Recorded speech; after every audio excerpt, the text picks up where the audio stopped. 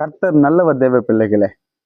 உங்க இருதயங்கள் பயப்படாமல் கலங்காம இருக்கட்டும். பாருங்க, அநேக காரியத்துல நம்ம நிலைத்து நிற்கலையேன்னு சொல்லி இருதயம் கலக்கத்தோட நீங்க இருக்கலாம். பாருங்களேன், உங்க பிள்ளைகளை அடுத்து மேல் படிப்புக்கு நிலைச்சி இருக்க படிக்க வைக்க முடியாத சில குறைகளை நீங்க பார்த்து இருக்கலாம்.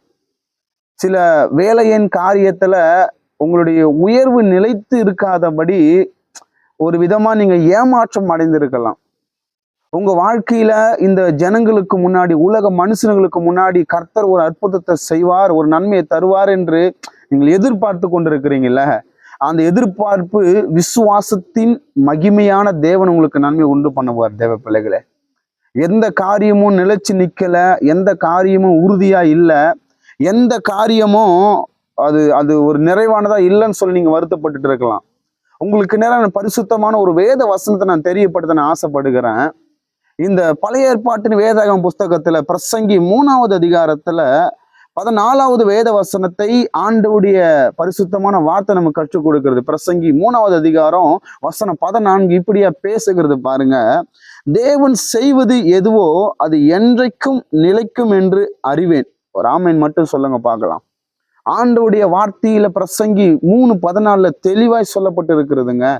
தேவன் செய்வது எதுவோ அது என்றைக்குமே நிலைத்து இருக்கும் என்பதை நான் அறிவுன்னு சொல்ற தேவனுடைய பக்தன். என் அன்பு தேவ பிள்ளைகளே, உங்க வாழ்க்கையில மனுஷனால் ஒரு காரியம் வரும் பொழுது அது பறிக்கப்பட்டு போகும். உங்களுடைய வாழ்க்கையில சில பெரிய அதிகாரி, பெரிய விஐபி அவங்க ரெக்கமெண்ட் பண்ணுவாங்க, அவங்க உதவி செய்வாங்க, அது நிலைத்து இருக்காது. பாருங்க, ஆனா இங்க பிரசங்கி 3:14 தெளிவாய் சொல்லுது. அன்பு தேவ பிள்ளைகளே, இந்த வார்த்தையை கேட்கிற ஆண்டவருடைய நாமத்தினால் நான் தெரியப்படுத்தட்டும், உங்களை கர்த்தர் நிலைத்திருக்க பண்ண போகிறார். தேவன் செய்கிறது எதுவோ அது நிலைத்து இருக்கும் என்பதை நான் அறிந்திருக்கிறேன் என்று கர்த்தருடைய வசனம் நமக்கு கற்றுக் கொடுக்குதுங்க. நீங்க ஜெபிச்சிருக்கலாம், நீங்க கர்த்தர் சமூகத்துல உபவாசமா காத்திருக்கலாம், நீங்க ஆண்டவருக்கா உண்மையா நீங்க கொடுத்திருக்கலாம்.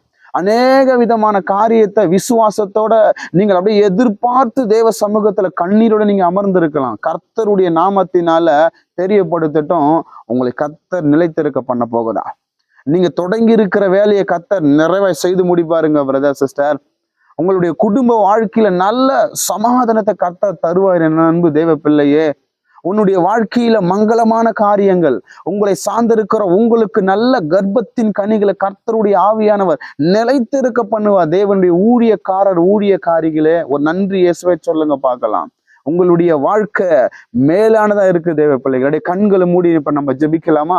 பிரசங்கி 3:14 பிரகாரமா தேவன் செய்வது எதுவோ அது என்றைக்கும் நிலைக்கும் என்பதை நான் அறிந்திருக்கிறேன். வார்த்தை அழகா சொல்லுது பாருங்க. தேவன் செய்வது எதுவோ அது என்றைக்கும் நிலைக்கும். கண்களை மூடி நம்ம ஜெபிக்கலாம். அப்ப நன்றியோட நாங்க ஜெபிக்கிறோம் ஆண்டவரே. அப்ப நாங்க சிறுகணும், கர்த்தர் நீர் மட்டும் பெருகணும். அப்பா ஆண்டவரே, நீ செய்வது என்றைக்கும் நிலைத்திருக்கும் ஆண்டவரே. நாங்கள் கர்த்தருக்காக நிற்கிறோம். கர்த்தர் எங்களுக்காக நிலைத்திருக்கிற காரியத்தை செய்யட்டும்.